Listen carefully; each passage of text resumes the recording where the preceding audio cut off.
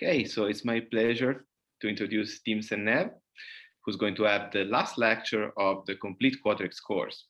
Please, Tim. Yes, hi everyone. So yeah, I'll be giving the last lecture. Thanks for giving me this opportunity to the organizers and to Mateusz. Yeah, let's fly right into it. So yesterday we were considering these numbers we called, well, I think we denote them with this kind of phi typically. These numbers called phi and d, which have several nice definitions. So we introduced them from somehow the modern perspective as the maximum likelihood degree of the generic linear concentration model.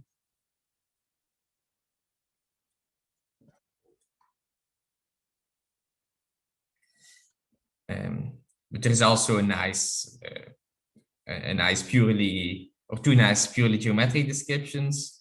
So one way of also saying what phi and d is it is the degree, and this equivalence of definitions is not trivial, but it's a degree of the variety L inverse, where L is a general d-dimensional linear space of symmetric matrices.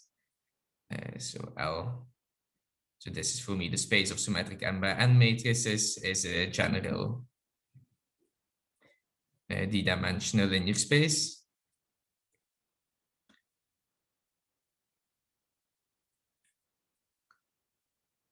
Where recall this L inverse means you take all the invertible matrices in L, you invert all of them, and then you close up the set you get. So this is actually a variety. And a third nice equivalent definition of this, which is also not trivial to show its equivalent. But it's not terribly hard, I think, to show its equivalent to the above, but it's not trivial either.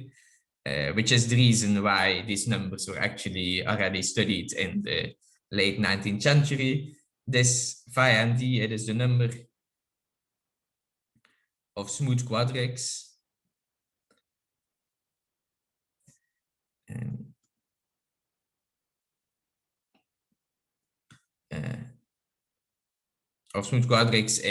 P to the n minus 1. It's x minus 1 because we now switch to projective space that are tangent to d minus 1 given.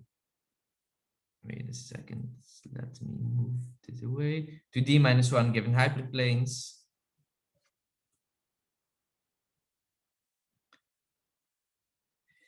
And through,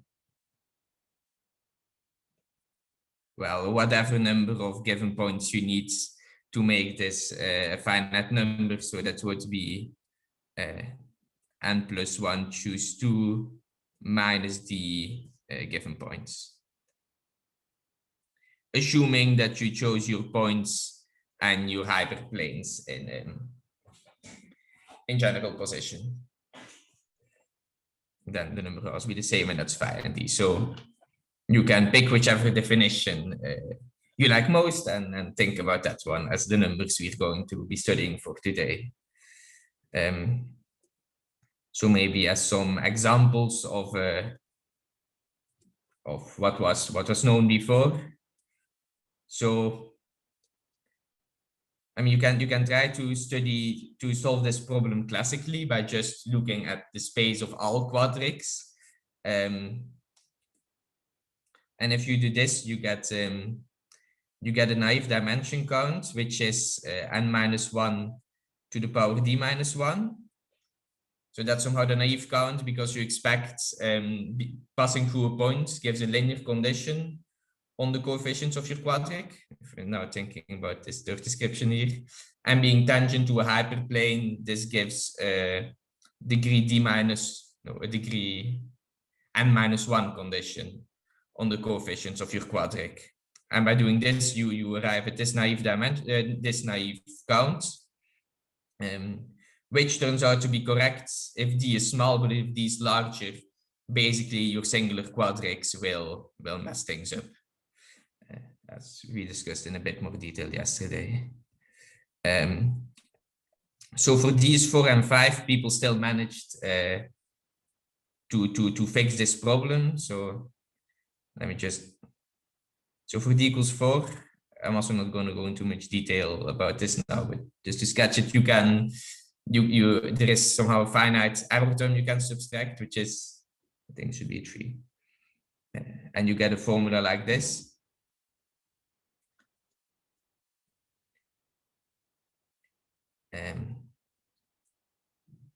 And then for D equals 5 and maybe 6, it was also known already before, but I think that's it as far as I'm aware. But this was already enough evidence for Schoenfels and Euler to make the following conjecture, which is that if you fix D, then the number phi and D, can try to consistently use this phi, is a polynomial in n of degree D minus 1. Right. So not just polynomial growth or something, but actually it is given by a polynomial. Yeah, and that's the result that I'll prove, or at least sketch a proof of today. Are there any questions so far?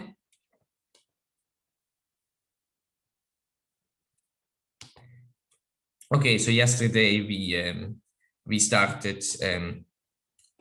computing these phi and these, and we managed to write this as an intersection problem on the space of complete quadrics. So just to recall that, so we have the space of complete quadrics, which is, if you want, a better compactification of the space of smooth quadrics, like better than just taking all quadrics. And in the Chowring, you had these two natural classes here. So L1 basically is a class of all quadrics passing through a point, and Ln minus 1 is a class of all quadrics tangent to a hyperplane. And then computing our phi became this intersection product. So this number, this is something in the top dimensional part of the Chowring of the space of complete quadrics.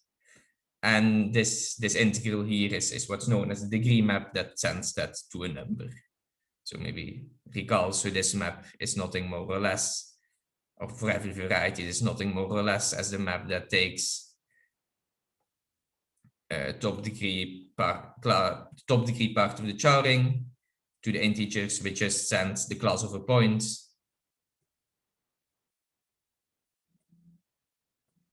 to the number 1. That's what you need to count points. And we already got quite far with this computation. Namely, we managed to reduce it to the following sum. So by using some relations in this Chowring, we managed to write this as in terms of these other interesting numbers, delta D and R, which also have several nice interpretations, for instance, in terms of semi-definite programming, where this delta,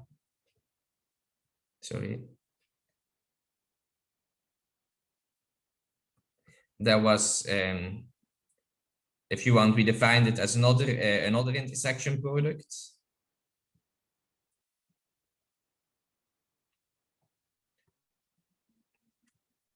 On the space of complete quadrics, where now we have this classes SR. So these SR are basically degenerate complete quadrics of a certain type, like where you required one of your matrices that define points in space of complete quadrics to have rank 1.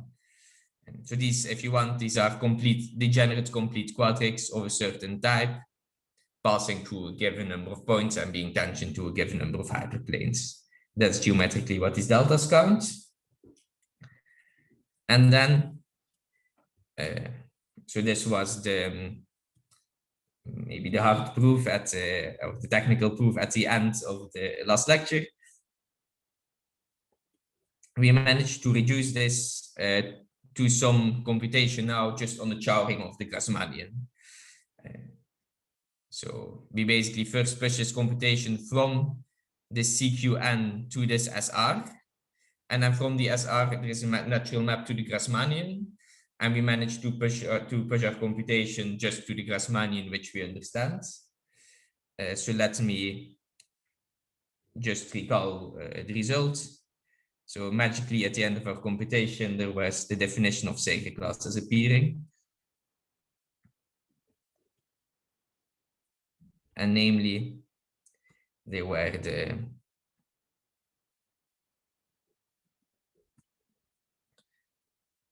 the product of these following Segre classes is what we want to compute now.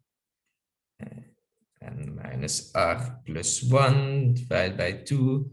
I hope the difference between R and N is visible in my handwriting.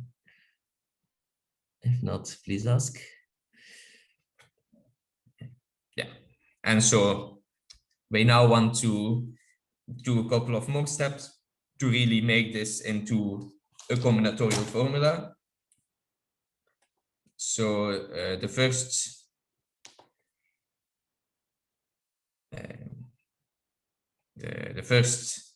question here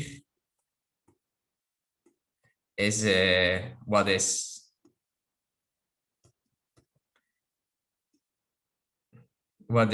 a Segre class of the universal of the second power of the universal bundle.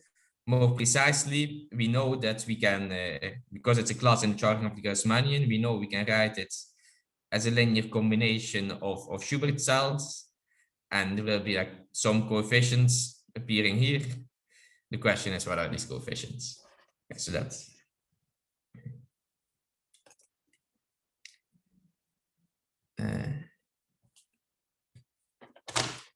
any questions by now?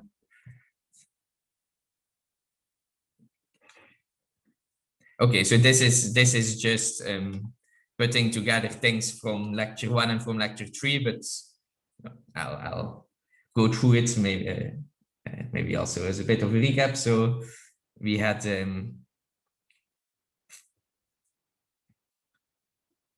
our Chowring of our Grassmannian.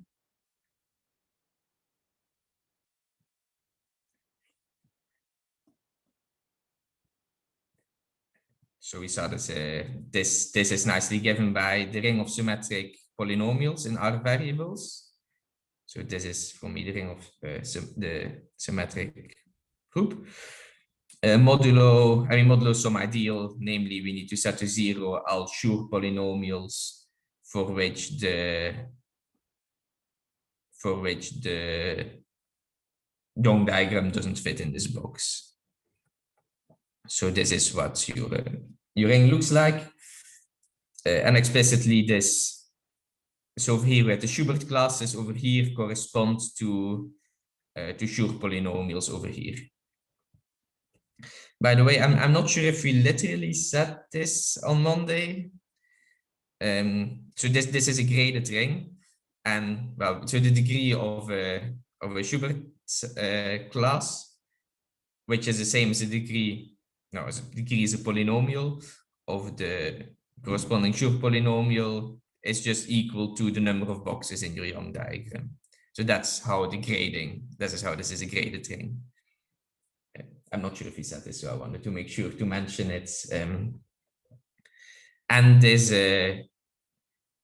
this map here that's above there is also. So this goes from the top degree part of the Grassmannian to Z. That's also quite simple. So there is only one Young diagram of this weight, r times n minus r. Namely, it's if you take the complete, you fill your whole r times n minus r rectangle, and this is the class of a point. So this you send to 1. So that is what this map does here.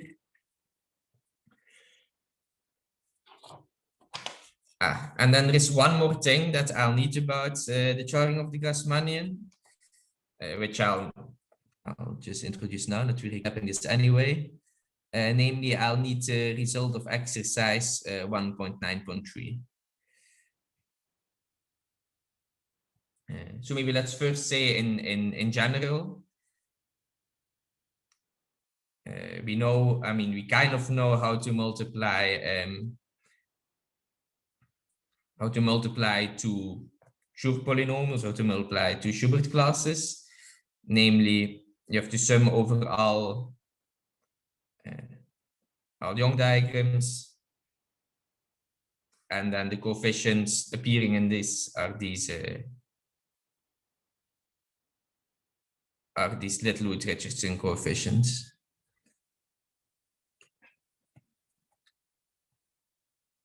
Right, and because we're working with a graded ring, first of all, the only Young diagrams showing up over here are the ones that really fit in your r times n minus r box. And then also, okay, so this is all what the sum is over. The sum also is only over Young diagrams where the number of boxes in mu is a number of boxes in lambda plus a number of boxes in mu, right? Because it's a graded ring and your multiplication should respect the degree. So this exercise 193 is one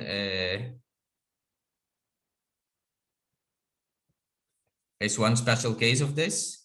Namely, it's the case what if lambda and mu, if your product lands in top degree, basically. So if lambda plus mu is equal to, well, top degree means r times n minus r, then it's easy to describe what your Littlewood-Richardson coefficients are, or equivalently, it's easy to compute this product. Namely, sigma lambda times sigma mu is equal to, well, it's definitely going to be a multiple of this class here, because it has to land in top degree, and precisely it's equal to 1 times this class if lambda and mu are complementary Young diagrams, and it's 0 else. So that's the result we're gonna need later, and you can show this directly geometrically with the description of your Schubert cells, or if you're good with symmetric polynomials, you can also prove it in that way. So we're here, with complementary Young diagram, I just mean if you have a Young diagram like this, then basically mu is obtained by taking the complements in whatever rectangle you have it, and then flipping it upside down. So then lambda complement would be, well, this thing flipped upside down. So it looks something like this. Just to recall all what we're going to need about the charting of the Grassmannian. So now we wanted to understand this class, the Seynnaeve class. So we know if we want to do computations with vector bundles, it's the very powerful tool we saw on Wednesday is to use the churn roots. So we had for U, the universal bundle on the Grassmannian, we know that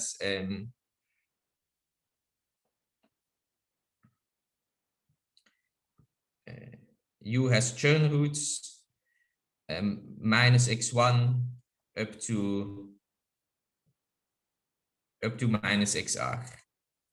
So this is basically a reformulation of the statement that the Chern class, the ith Chern class of U, is always equal to the ith elementary symmetric polynomial in the Chern roots. So where these x1 up to xr, they're really the variables here in my ring. And some of these Chern roots, they don't really live in our Char-ring, but the symmetric polynomials in them, they do live there. And so the power of Chern roots is 1. As soon as you know the Chern roots of a vector bundle, you immediately know what is the Chern classes. Namely, Chern classes are the elementary symmetric polynomial in the Chern roots, and you also know what are the Segre classes. Namely, the Segre classes are the complete homogeneous symmetric polynomials in the Chern roots. And 2, if you know the Chern roots of a vector bundle, it's very easy to compute what are the Chern roots of its tensor products, or its dual, or its symmetric powers, its wedge powers. They're very easy expressions for that. So in particular, S2 of U, it has Chern roots. So for the symmetric power, we have to take the sums of Chern roots. So here it has Chern roots minus 2x1, minus x1, minus x2, blah, blah, blah, up to minus 2xr. And then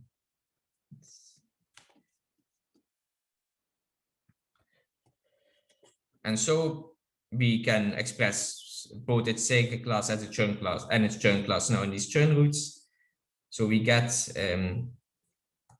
that the Segre class, the D Segre class of S2 of U, is equal to the degree D complete homogeneous symmetric polynomial, which I'll denote in this way because it's a special case of Schur polynomial. But this is the complete homogeneous symmetric polynomial in, sorry, slightly lying because I forgot a sign. It's minus 1 to the power D. This was also an exercise somewhere, times the complete homogeneous symmetric polynomial in variables, if you want, minus xi, minus xj, where I and j vary between 1 and r. Which, well, we can nicely, the minus signs nicely cancel out. So this is just the complete homogeneous symmetric polynomial in these sums.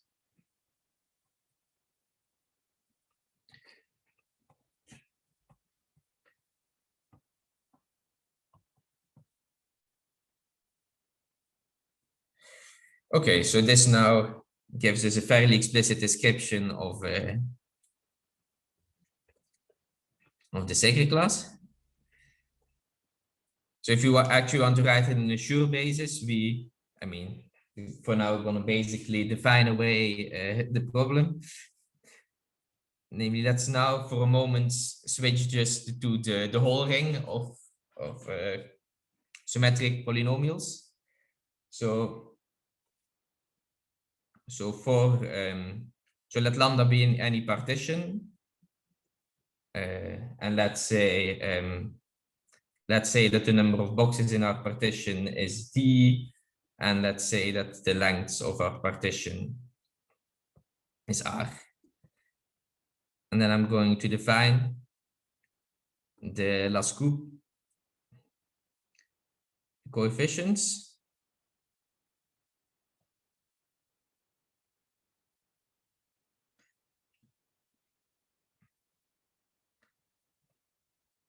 Well, exactly by taking, just now, It's now pure combinatorial definition. So I take the complete homogeneous symmetric polynomial in sums of variables.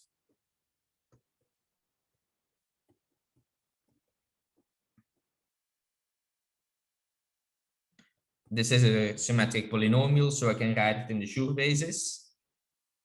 So this will go over all. So when I write lambda v dash d, it means lambda is a partition with d boxes.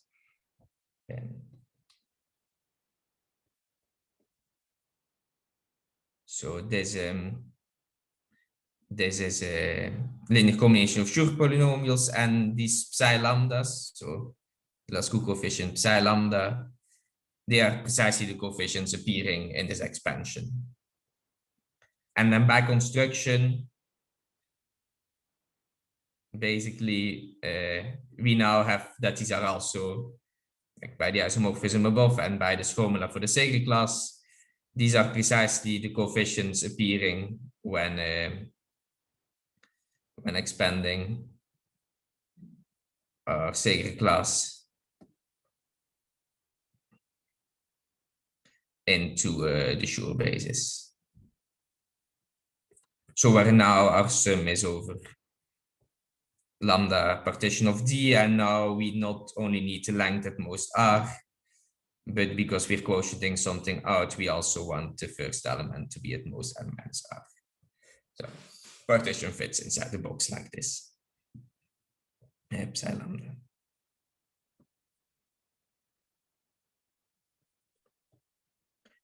Well, or maybe more important is the definition above. So let's maybe first do an example.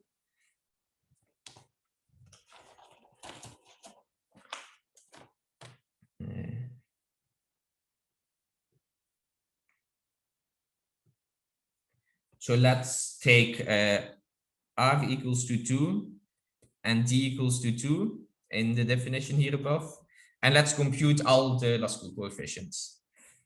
So what we need to do for this is we have to take the complete homogeneous symmetric polynomial of degree 2 in, now there are sums of two variables. So there is 2 times x1, there is x1 plus x2, and there is 2 times x2. So this is a complete homogeneous symmetric polynomial. We can write it out.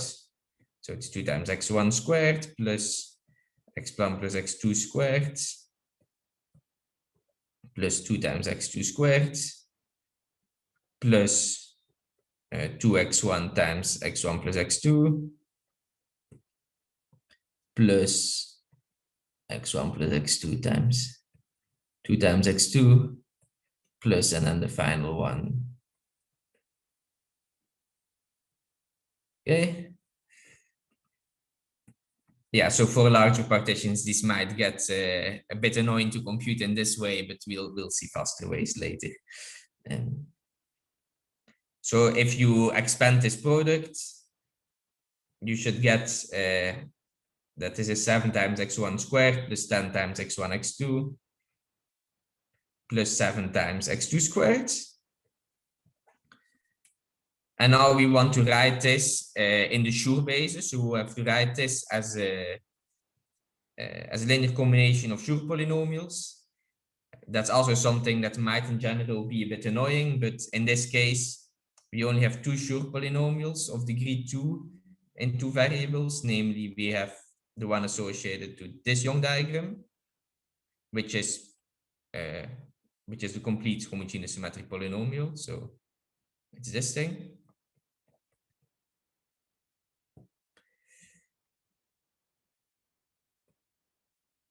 And there is this other one, which is the elementary symmetric polynomial. And in general, we've given a definition of these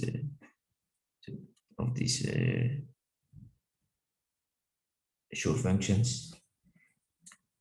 So basically, we get that this thing here is 7 times this Schur polynomial plus 3 times this other Schur polynomial.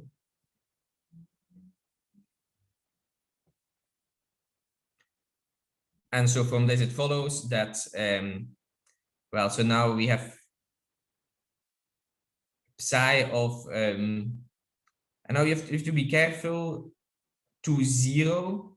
We have to remember somehow in what box this Young diagram lives here. And if you would add or remove zeros to the end of your partition, this might actually change. So you can try this out on example. This might actually change the Lascaux coefficients.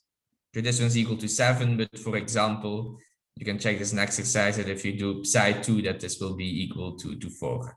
So in contrast to, for example, that Lutz-Richardson coefficient, you have to be careful with the trailing zeros here. And psi of, well, this is 1, 1, this diagram is equal to 3. So I'll also use different indexing sometimes later. So recall that before we had this correspondence between partitions on the one hand, or Young diagrams, and subsets by basically making your partition strict. So sometimes I'll also replace the partition to 0 with the subset of natural numbers 0, 3, which I'll then denote by this well, these kind of brackets, these curly brackets to indicate what notation I'm using. And here as well, this one I'll sometimes also write as a psi of 2, 1.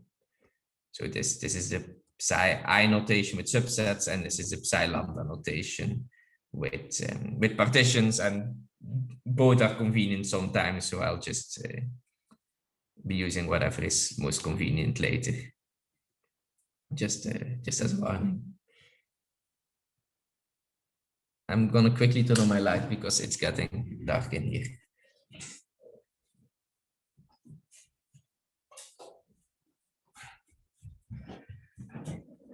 Okay. So now's a good time for questions.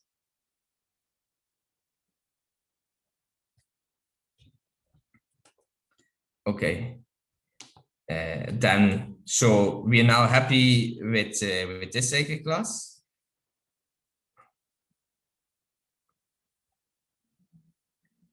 This one is fine. It's expressed by these Lascaux coefficients. Now, in this product we're interested in, there was another one, namely we also want the sacred class of the dual quotient bundle and the second power of that.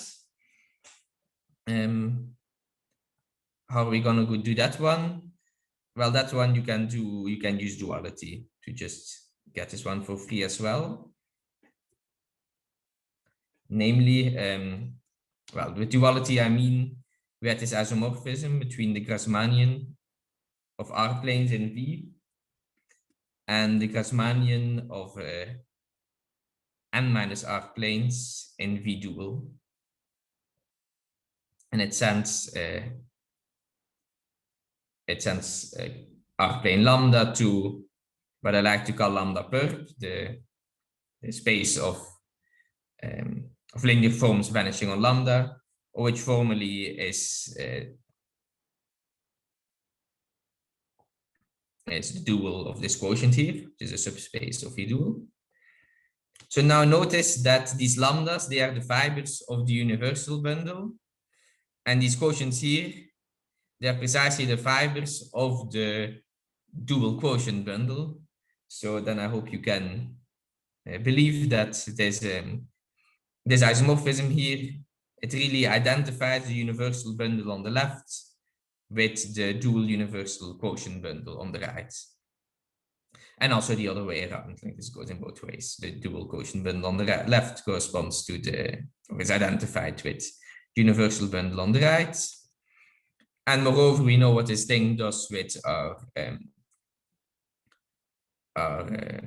Schubert classes, namely our Schubert class sigma lambda gets identified with the Schubert class, but with the transposed diagram. So what this means is that we get this sacred class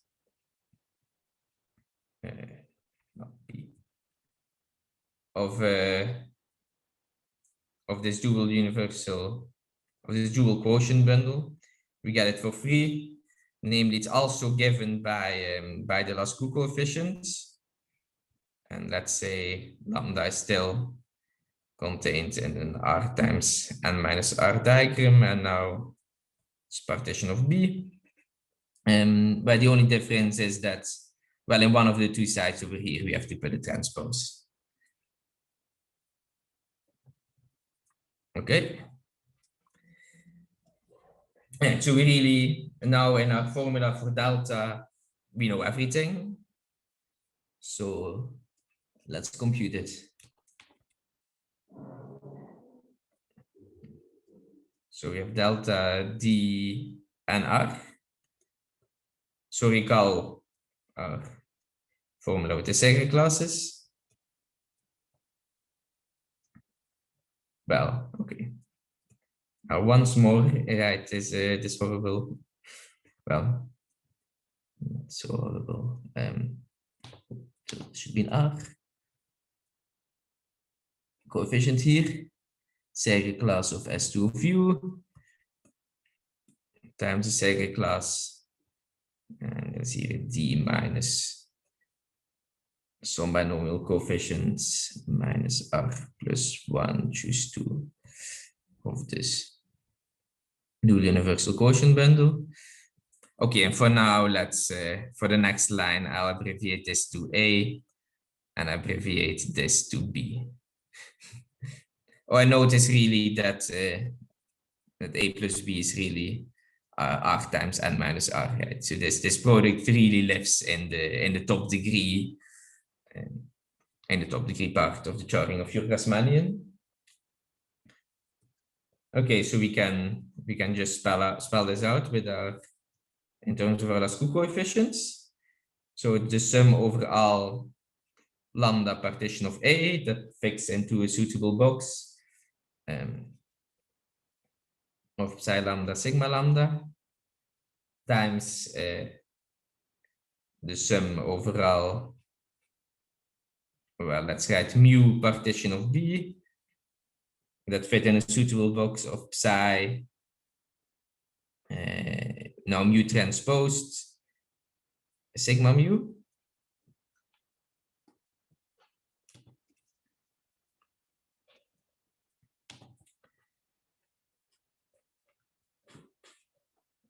So this, and now we know how to, these are two classes of complementary degree. And so we know what the product is. Namely, the product is precisely equal to 1, or to the class of a point, which by this integral symbol here gets sent to 1.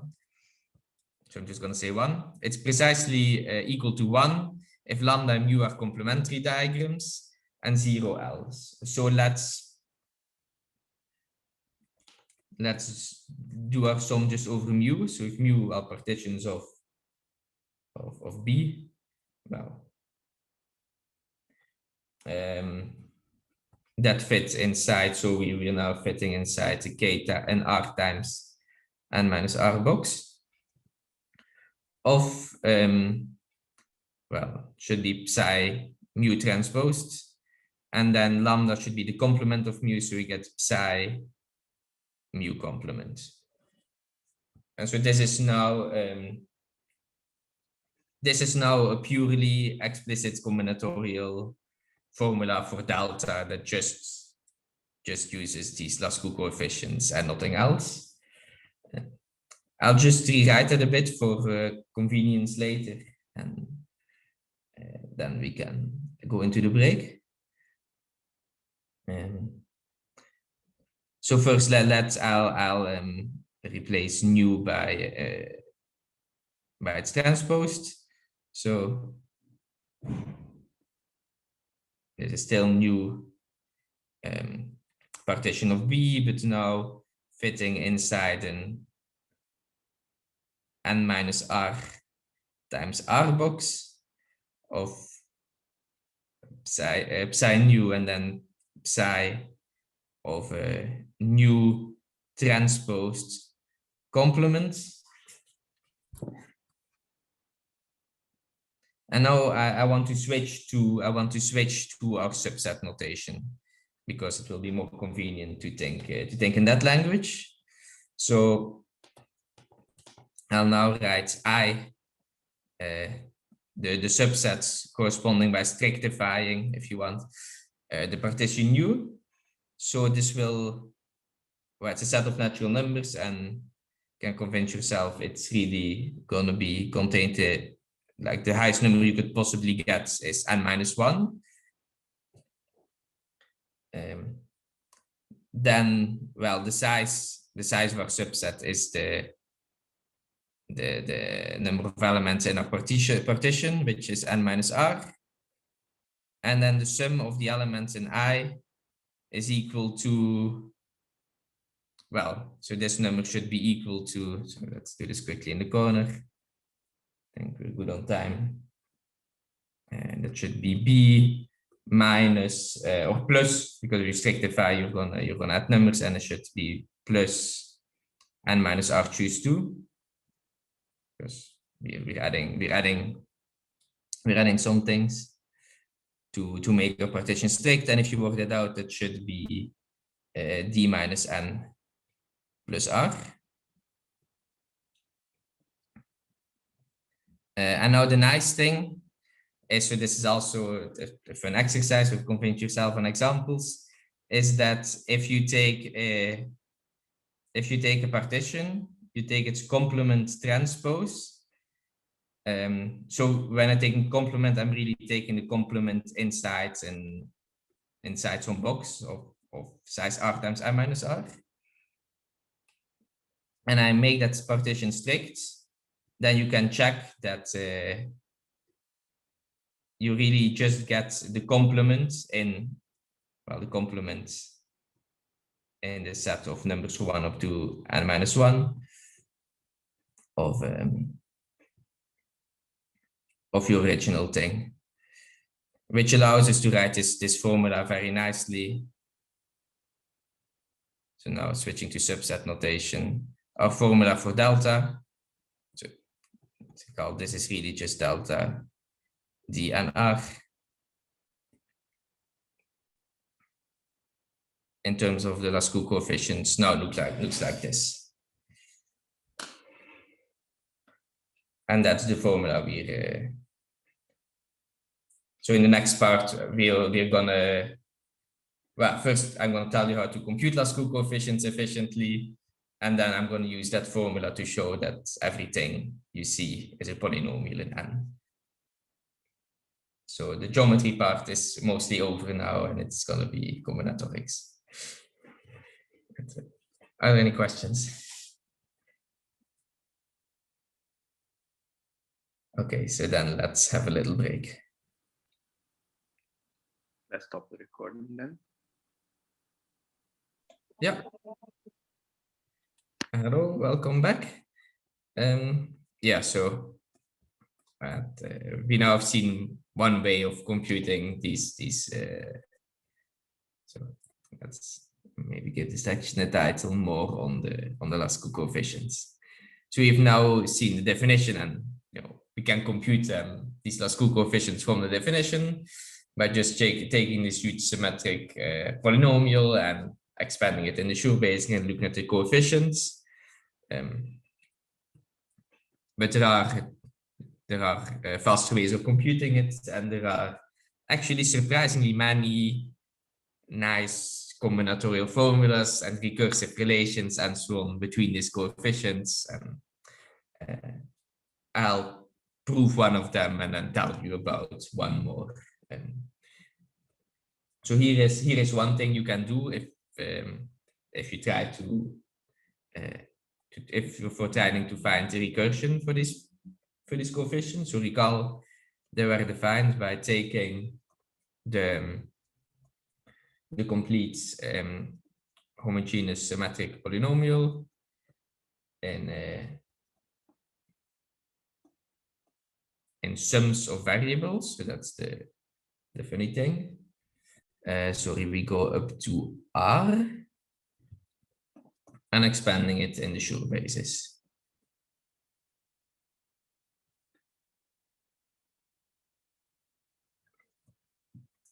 sub psi lambda, and then relay the sure polynomials in R variables.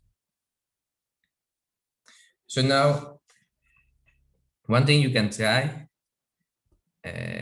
is what happens if we put in this expression xr equal to 0. Then this left thing, the left-hand side, it will still be a complete homogeneous symmetric polynomial now in sums of variables.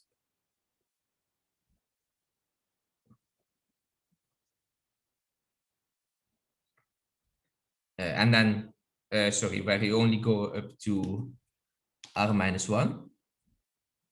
And then some other variables, x1, x2, up to xr. And the right-hand side, so what happens to a sure polynomial if you put the one variable equal to 0? Well, you can check. If you know it, you get the same sure polynomial if it makes sense. More precisely, so we get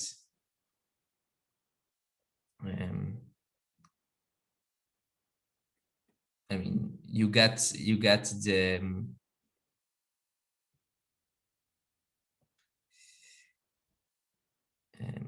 well, what's the best way of writing this now?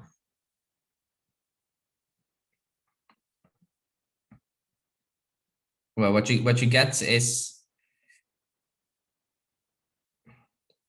maybe let's write it like this.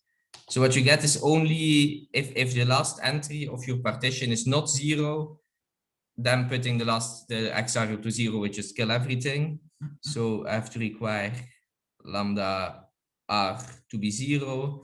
And in this thing, what I get is the sure polynomial of the same partition where I just drop away the 0 in now r minus 1 variables. So that's a property of sure polynomials that you can verify, and that I'm just going to use. Now this thing here, I can also nicely write it. Namely, it's and this you can always do if you have any complete homogeneous symmetric polynomial. You can somehow split up the set of variables, namely, and then take the degree I complete homogeneous symmetric polynomial in the first set of variables,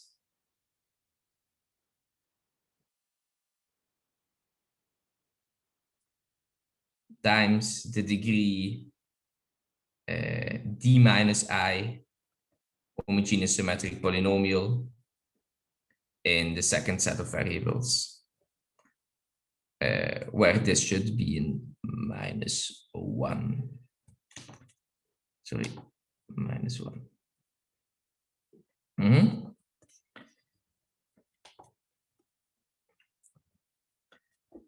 Okay, and well, let's say so color for this maybe. So this thing, sorry, this thing here, we also can spell it out in the terms of the Lascaux coefficients, right? Just by definition of the Lascaux coefficients, it's now the sum of these Lascaux coefficients times, now we're summing over all Young diagrams of length r minus 1.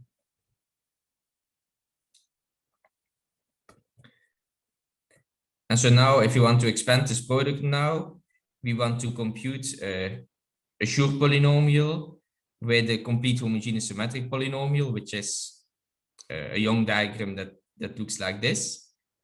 And we know how to do this. This is exactly the Pierre rule. So if we apply a Pierre rule to this, this becomes, so again, we have the sum from I equals 0 to d, and then also the sum over all Young diagrams of length r minus 1. And then I need to multiply this by this. Sorry, first I'm going to write coefficient psi lambda here. And then I basically get the sum over all, well, I'm going to write like this. It's going to be all diagrams mu that can be obtained from lambda by adding d minus I boxes. So I'm going to write like this. So this means mu is obtained from lambda by adding d minus I boxes and no 2 in the same column. So that's here, Pierre. And then I have to sum over this mu's.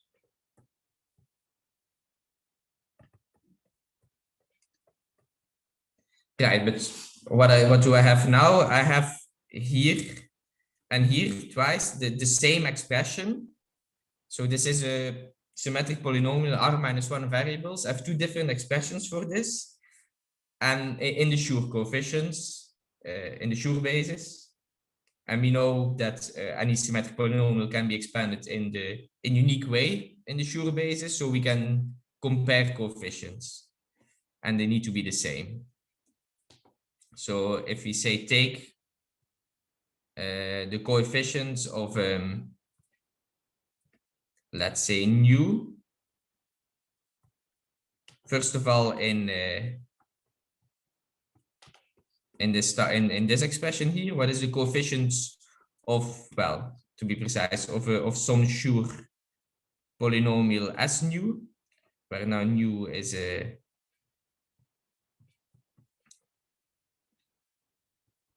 partition of length R minus 1. Here it will just be psi, and then, well, this thing is obtained from this by adding a 0, so it will be psi of nu 1, blah, blah, blah, nu R minus 1, 0. But then, so here I'm going to write the coefficients of S nu in, well, okay, in here. And and it should be the same. It will be the same. And no, so if I fix a nu over here, what I get over here, it is the sum over all diagrams lambda that can be obtained from nu by, well, because I'm summing over all i's here, by removing any number of boxes. So here I mean lambda obtained from u.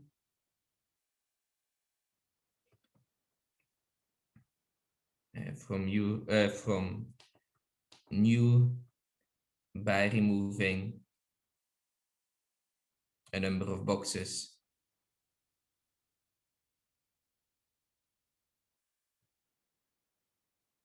but at most one in each row, in each column, because that's what Pierre rule dictates of psi lambda. And so this, well, it's not this, so this will be a handy formula that will be important later. It's not yet a complete recursion because, well, it allows us to compute any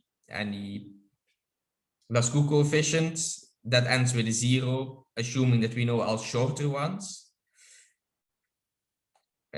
You can actually use the same argument to get a recursive formula that works in general, namely if instead of putting xr equal to 0, you could also put xr equal to 1, for instance, or if you want, you split, you make your graded ring into a multi-graded ring. And you do the same kind of argument, you can actually get a recursion that works in general, but the recursion you get in this way is not the nicest one, both for computational purposes, and the formula also looks a bit horrible. So I'm not going to write this one now. And instead, I'm gonna tell you another recursive relation, which I don't have time to prove now, but the proof is in the notes.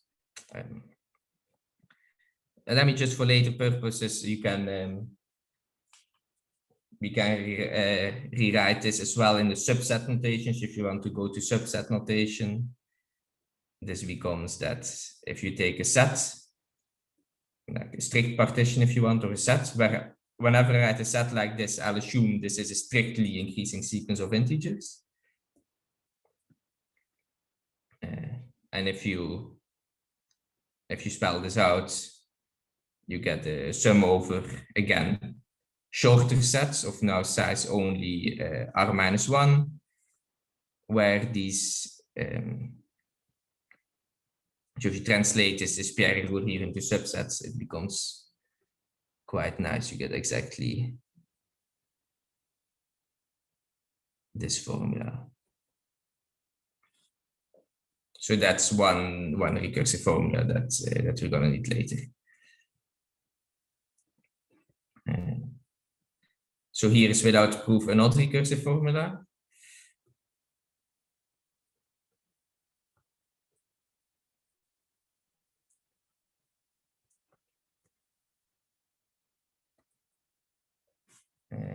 That I can never remember by heart. Yeah, so if you want to compute, yeah, so, well, I'm now gonna start counting from 0, because if I try to change it on the fly, I'm gonna make mistakes. So if I want to compute a Lascaux coefficient like this, I can compute it as a sum of Lascaux coefficients of the same length, but with smaller sum. Namely, I'm going to lower one of these entries here by 1. And when I write the sum, I mean this. It can happen that this is not allowed because you don't get a strict subset. And in this case, you just cancel out that term. So only the terms in the sum that make sense are really there. And then there might or might not be an extra term over here that I need to put. Namely, if if I0 is greater than 0, we're done. And if I0 is equal to 0, you have one extra term you need to add, which is a Lascaux coefficient corresponding to a set I of smaller size. And so this is a fairly efficient way of actually computing all these coefficients. And the proof is in the notes. It's a quite tricky argument with symmetric functions and some kind of symmetrizing operators. Yeah, so if you like symmetric functions or symmetric polynomials, definitely have a look at that. Oh yeah, by the way, so this is recursive. I guess I maybe should say where we start our recursion from. Namely, if you have a set of size 1, let's just call it psi of I, then it's very easy. Then your Lascaux coefficient is just 2 to the I. And the reason for this is that then you're just looking at a complete homogeneous symmetric polynomial of degree d in one variable, degree I guess, in one variable, 2x1, which it's 2 to the d times x1 to the d, which is 2 to the d times. Right, that's the only thing that happens for these Lascaux coefficients.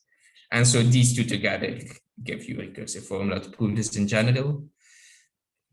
There are actually even some closed formulas in terms of determinants or in terms of Pfaffians that are very nice, but I'm not going to need them today. But they are in the notes without proof, so you can look at them, and if you're adventurous, you can try to prove them from some of the formulas we already have.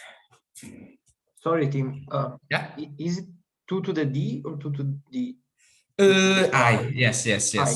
Okay. I had I sometimes and Yeah, d sometimes, and of course I'm mixing them up now. So and it should be a 1. It is only one variable. Thank you. Now it's correct. Thanks. Okay, so now that we understand our Lascaux coefficients fairly well, we can prove the polynomiality results that I was advertising.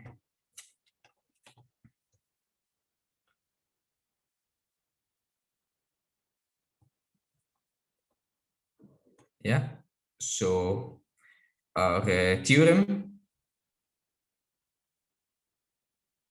I'm going to prove at the end, is the following, that, well, so for I,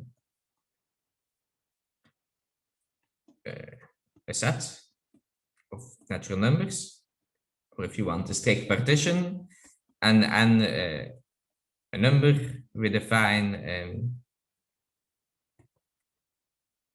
LP, that's supposed to mean Lascaux polynomial, to be, well, I want to say it's just these numbers. So it's the Lascaux coefficient of the complement of your given I.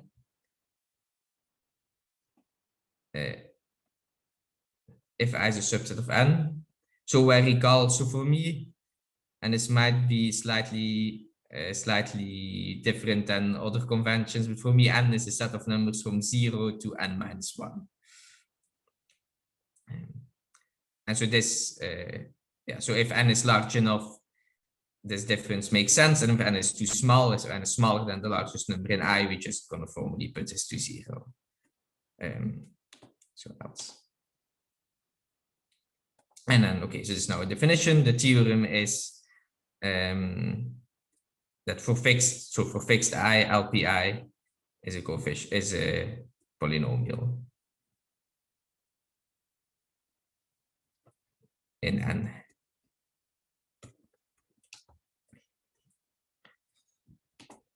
So before we prove this theorem, let's convince ourselves this really shows these other polynomiality results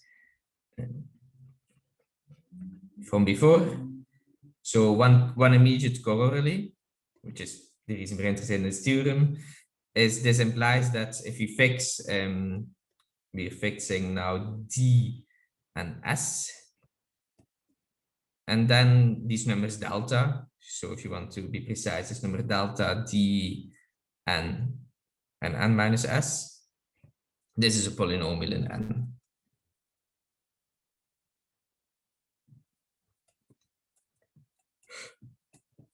Right, this is an immediate corollary if you remember the formula from before, that this is, well, so now it's the sum over all sets of size S and sum D minus S of this Lascaux coefficient, which is now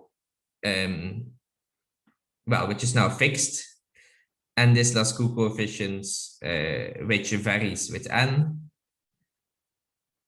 but it varies with n polynomially by the above theorem. So this follows is immediate corollary from the theorem and from the formula for delta that we worked so hard for to prove. And then as a corollary of this corollary, we get the theorem we were interested in the first place, namely that phi and d, so for fixed n, no, for fixed d, phi and d is a polynomial in n. Right, so maybe let's say, well, proof or sketch of proof. I mean, we had this formula for phi and d, namely it's 1 over n times the sum for s from 1 to n minus 1 of s and then times this delta. d n minus s. Okay, so there's some small problems here. I mean, there's seemingly three dependencies on n over here. I mean, this one here is fine because that's the one we showed. The one on the left is a priori, you know, this can make it just into a rational function, but I mean, you can check. I mean, you can either convince yourself because you always get an integer. This polynomial, this needs to be actually a polynomial, or you can just say, append the statements here that the polynomial delta that we get here is actually divisible by n, which should follow immediately from the above, because if you put n equals to 0 here, you somehow always get 0. So this dependency on n is not an issue. And then for this final one, this one on top here, we can recall that we had these Pataki inequalities, which in particular imply that delta d n minus s is equal to 0 if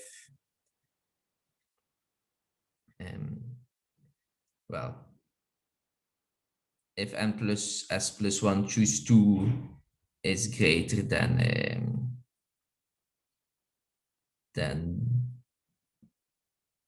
d. I hope I'm writing it correct. Yes. Yeah, so that follows from one of these Pataki inequalities, or if you want, from the formula that I wrote at the very beginning. It can be that one of your sacred classes has like a negative index and then it's 0. And that will happen precisely in this case. So what this means is that the sum that I wrote over here, which a priori the number of terms depends on n, actually, I guess formally right now I'm only giving the proof if n is large enough, but if you are a bit more careful with the details that I'm being right now, you can actually see that it holds for every n. So this sum is actually a sum over only fixed many s's. So now the number of terms, this sum doesn't depend on n anymore. And then from the polynomiality of delta, we also get our polynomiality of phi.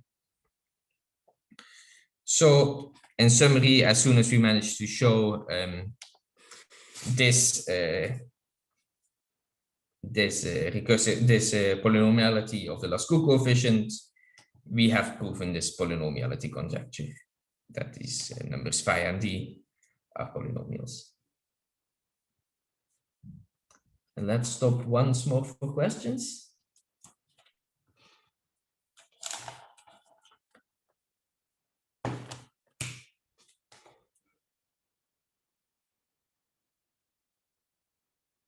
Okay. If there are no questions, then I'll jump into the proof of this. So proof of the polynomiality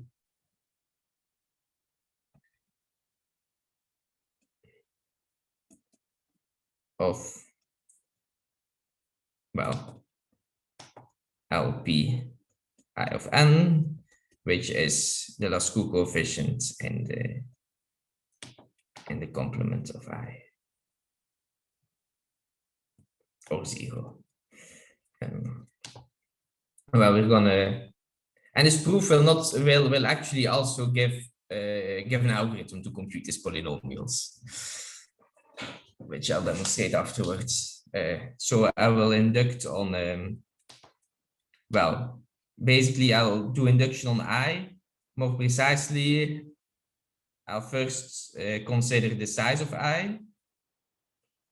So the number of elements in I, and then, well, sum of I, the sum of the elements in I. So in other words, I'll fix an I and I'll assume it's already shown for all i's of smaller size, and also shown for all i's of equal size with smaller sum. And then I'll show it for for the I am considering. So first, the base case is if I is the empty sets.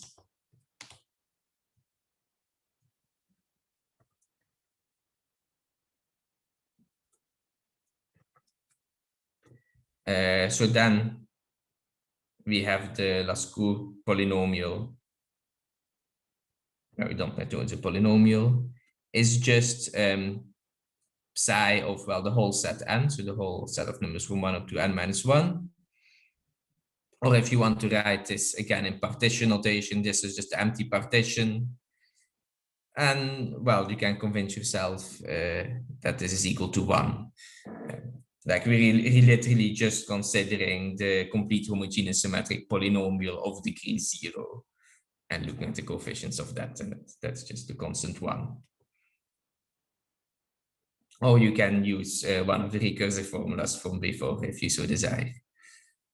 So this number is equal to 1, and that's a polynomial in n. So the base case is fine. So now we are going to do induction on n. So there is 2 cases on I. So I'm going to write it as I1 up to IR. There's 2 cases, either I1 is 0 or it's not. So if it is equal to 0, then we're going to use, and so the trick is we're going to use our recursions that I mentioned before, but somehow because we switched from I to the complement of I, we somehow will have to apply our recursions backwards. Like the smallest term in our recursion becomes the largest now, and the other way around. And it was a bit of engineering to get it to work, I would say, but it works as follows. So we have LPI of n, which you can write as psi of, well, it's a set of all numbers from 1, 0 is in I, so 0 is not in the complement of I, up to n, where we removed I1, I2, blah blah blah, up to IR. So these are not in there. Now what I'm going to do, I'm gonna, so remember this one, I'm gonna see this as, okay, sorry for the scrolling, as the right hand side of this recursion and seeing what it is that I get here on the left hand side.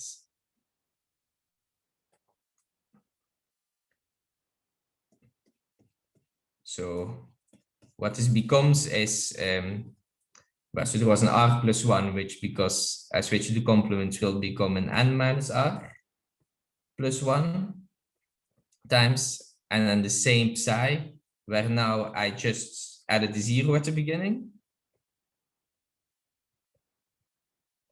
So IR is removed as well, up to n. And then minus 2, and then there was this term,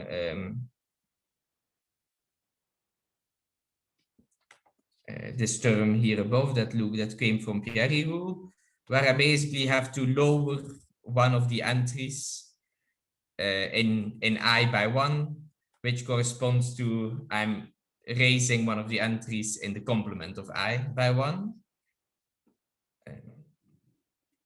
Or yeah, raising one of the entries in the complement by 1. So this is psi of, so now instead of, so I1 is still removed, but instead of removing IL will still be in there, and I'll remove IL plus 1.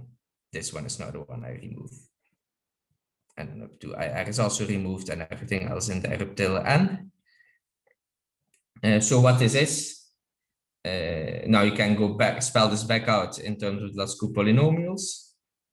And if you want to be very precise, this only works for large n, and you have to then check by hand that if n is small, that it still works, but that is not so much extra work actually. And it actually does work. So this is Lascaux polynomial, but right now we remove 0 from I. and minus 2 times the sum over L. And also we have to say all L for which it makes sense, where I remove now 0 and IL from I, but I add in IL plus 1. And now this is a recursion that works because this and these, all these sets I over here, they have size smaller than original one, which means we already by induction showed they're polynomials. And so the one on the left is also polynomial.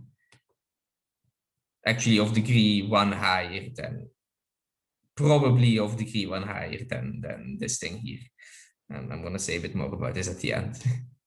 And then the second one, if I1 is well, not equal to 0, so it's greater than 0, then, well, maybe I'm not going to go in all the details of the combinatorics here, but the point here is we're going to use, just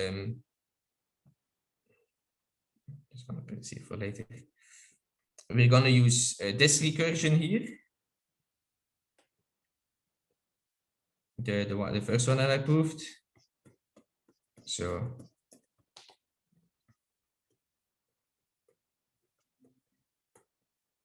and this by applying it backwards, we get a nice we get that the Lascaux polynomial in N minus the same Lascaux polynomial in N minus 1 is equal to, well, a sum of smaller Lascaux polynomials. So that's, I mean, you can convince yourself this is an exercise that's really what you get from this previous recursion. And so the sum is now over all j's different from I that are of the form taking something in I and leave each element either the same or subtract one from it. So it's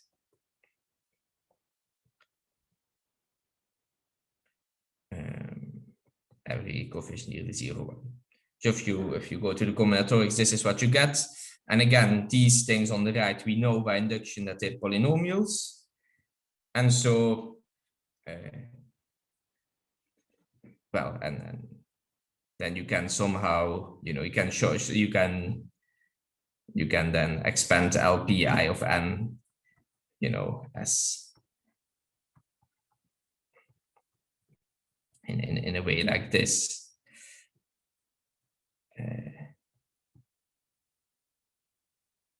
Where then, well, you can see, you can expand the next one in a way like this, and then from this you can deduce it's because all these things here are polynomials. This one is then also a polynomial. And so these recursions actually prove polynomiality.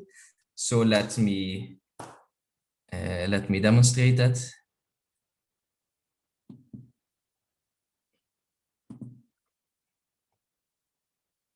So this code that I'm going to show is available on, wait, I think this is the correct address. All right, it's available on Matrepo, so you can, if it's not the right address, just Google it and you'll be pointed to the right address. So you can download it and play with it. And if it doesn't work, if you can't run it, please contact me. Sorry, let me just state it for the recording. So it's mathrepo, mathrepo.mis.mpg.de. Okay, thank you. And I just checked, it is the correct address. So now I need to share my screen here again. It's just gonna be where are you here? Yeah, so it's just quickly, I mean, mostly look at the output. So the first thing is these coefficients psi. So these are our school coefficients, and I'll always be working in this subset notation. So here I compute a couple of examples. For example, psi of 0, 3 and psi of 1, 2. They are the school coefficients that we computed today as an example in the lecture. And indeed, the computer agrees that these numbers are equal to 7 and 3. And so this is actually computed using another recursion that I didn't tell you about today, but that is in the lecture notes. Then here, this is implementing, so here, this recursive formulas that I just wrote down to compute these polynomials. So this psi poly is our Lascaux polynomials. And so you can put any subset I you want over here. So any strictly increasing sequence of integers, and it will spit out a polynomial, which is a Lascaux polynomial. And then as soon as you have those, it's quite quick to also express. Here are these deltas, and then ultimately our phi's in terms of the Lascaux polynomials. And then once you have these, you can compute the phi's. So these are our polynomials phi. They get progressively more complicated. So notice, so these are the ones that I mentioned at the beginning of the lecture. The computer agrees with me, so that's good. And then so up until now, before this, they were, I think, known for up to 5 or 6, and well, the code is now already at, yeah, they're starting to look at d equals 41. So ultimately, the computation gets slow as well, like when you go past 50, because you have to compute a lot of these Lascaux coefficients, like basically for all partitions of D, you have to compute the Lascaux coefficients, and this becomes just a lot of things you have to compute. But this is, I mean, to my knowledge, the fastest known algorithm to get these polynomials. And in particular, we've proven that they are polynomials. So that is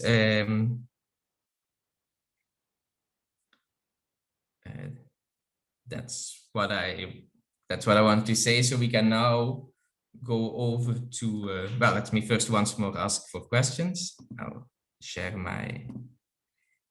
There is one question in the chat. Do we know the time complexity? Aha. No, good question. I have not. I've not thought about it. I've experimented a bit with it, but I don't know. I haven't. I mean, I would say one can work it out. One can work it out, but I don't think we have, or I haven't at least. But that's a very good question, and I think it would be good to. Could be interesting to actually work this out. Thanks. So I'll share my slides again. So since we have 3 minutes left, maybe we can end the official part of the lecture here, and then after that start discussing a bit about the open problems, and people who are interested can stay and